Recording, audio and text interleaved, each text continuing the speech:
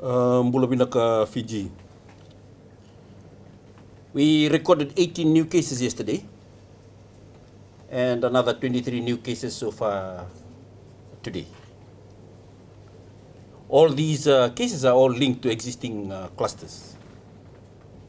When we look at the 18 cases from yesterday, 9 were linked to the Narere cluster, 8 from the Waila cluster, 1 is from Moanikoso.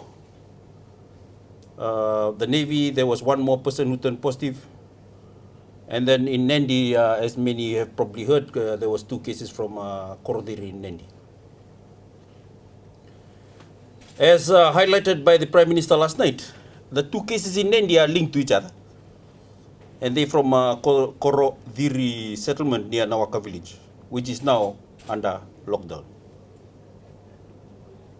The 23 cases today are as follows. 15 are part of the Navy cluster. It includes 1 who lives in Nandunumai near Lami and 3 along Kalsa. 7 are part of the Waila cluster and 1 is part of the Nandali cluster. I can also confirm that the 46 cases that I announced on Friday, they actually were generated from known clusters. The 3 that were under investigation are now known to be from the Navy cluster. Now, this is reassuring in that the cases are all coming from lockdown and screening areas. And our tests that are coming from non-lockdown and non-screening areas remain negative. We have recorded 401 cases in Fiji since the first case was detected in March of last year, with 164 recoveries and 4 deaths. There have been 331 cases since this outbreak started in April. Over 60,000 COVID-19 tests have been conducted since this outbreak, with over 103,566 since we started testing early last year. There were 3 recoveries yesterday, which means that there are now 233 active cases. 2 of the active cases are in Nandi, and the 231 are now in the Lami, part of the Lami Nosori containment area. 2 of the current active cases are considered severe and are admitted in CWM hospital. In regards to the cases in Nandi, before yesterday, the last case recorded in Nandi was May 12. That means that the Nandi containment zone went for more than 1 incubation period of 14 days before registering another case, despite high levels of testing. However, I have to reiterate, I have to emphasize the fact that we did anticipate that we may see cases emerge again in Nandi and Lautoka. We've seen this experience replicated in many countries around the world, where certain areas go through a prolonged phase of no cases, then you have 1 case that suddenly emerges. We have seen the same theme play in success stories from Vietnam, Taiwan, Thailand, Singapore, Mongolia, which recently have had to contend with large outbreaks. This highlights the point: no country is safe until every country is safe. And for Fiji, nowhere is safe until everywhere is safe. This is why we must emphasize that there is no us against them. As the Prime Minister alluded to just because you don't have cases recorded in your area does not mean that you should let your guard down. It's not Suva against Nandi or any other part of the Fiji. We are all in this together, and we must combine all our efforts and resources to stop the virus where we know it's spreading. Our health teams are very well aware of this. That is why we have health team from Lambasa and Suva assisting in Lautoka during the sequestration of the Lautoka hospital. Now with the lifting of sequestration, the same staff are coming to Suva to work. In the same vein, as our operations move on, we need to create more quarantine facilities and lockdown areas. I ask that the general public help us by accepting these facilities in or near their communities and understand that these facilities are as safe as is humanly possible. We have reviewed our quarantine protocols and procedures and mitigated lessons learned from past experiences.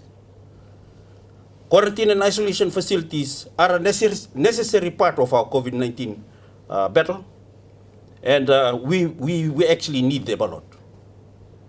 Our strategy is to contain this virus, but the main strategy is actually done in two ways. First, we rapidly find cases, isolate and test them, find and quarantine their contacts, establish lockdown areas where necessary.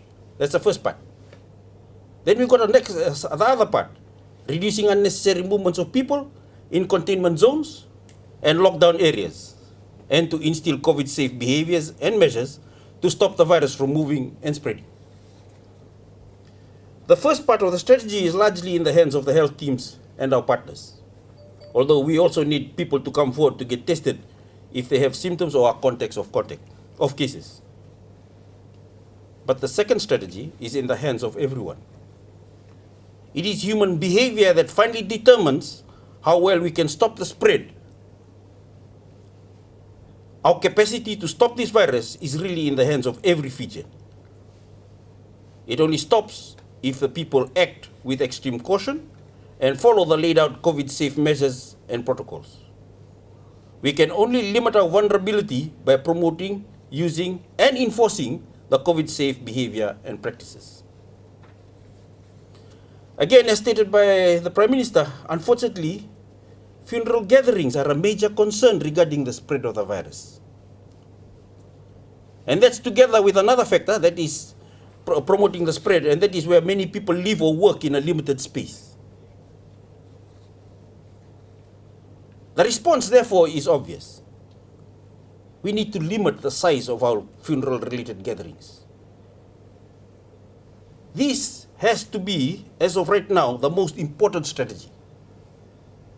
Funeral gatherings before, during, and after burials and cremations are strongly discouraged, as they generate the most COVID unsafe behavior. We need to limit gatherings to 10 persons or fewer, and it should not last more than 1 hour. We will enforce these measures. Secondly, you have to protect your personal space at home and at work by making sure that you maintain your COVID-safe measures at all times, whether you're in your home or outside your home. Do not engage in any gatherings outside of your home. Avoid crowds and contained spaces, and keep washing your hands. With regards to kava yangon or grog drinking, we have been seeing in the recent weeks that a number of infected individuals have reported grog drinking with others in their cluster. And we have reason to believe that grog drinking, apart from funeral gathering, is becoming a significant factor in the spread of the virus. Grog drinking involves close contact with others, drinking out of a common cup, which create perfect conditions for the virus to spread from one person to another. I know grog drinking is part of our cultural and social life, but these are different times. We must ask people to refrain from sharing grog with people from outside their household during this pandemic period. Don't invite anyone to your house. Don't go to anyone else's house. Don't share a bowl with colleagues after work or during work or in any other place. I know many of you are very familiar with the small shed that is sitting at the back of the workplace, where we all gather and we all enjoy a basin of grog. We need to ban it. And I'll also appeal that you don't try to make me recommend the banning of grog completely. I like my grog, I drink my grog. But I go home after work, I mix a basin by myself, or I drink grog with my family.